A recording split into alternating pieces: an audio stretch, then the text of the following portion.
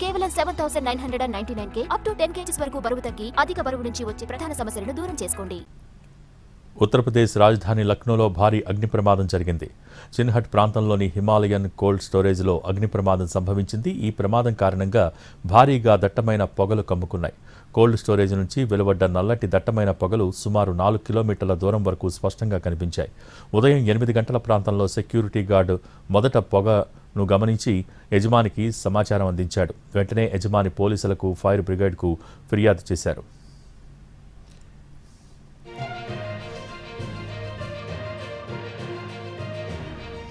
సమాచారం అందుకున్న వెంటనే 10కి పైగా ఫైర్ ఇంజన్లు ఘటనా స్థలానికి చేరుకుని మంటల్ని అదుపు చేసేందుకు రంగంలోకి దిగాయి. హైడ్రాలిక్ పరికరాల సహాయంతో మంటల్ని పూర్తిగా అదుపులోకి తెచ్చారు. ఈ అగ్ని ప్రమాదంలో ఎలాంటి ప్రాణనష్టం జరగలేదు. ఈ కోల్డ్ స్టోరేజ్లో బంగాళాదుంపలు, పచ్చిమిర్చి, పప్పు ధాన్యాలు వంటి భారీ మొత్తంలో ఆహార పదార్థాలు నిల్వ ఉన్నట్టు సమాచారం.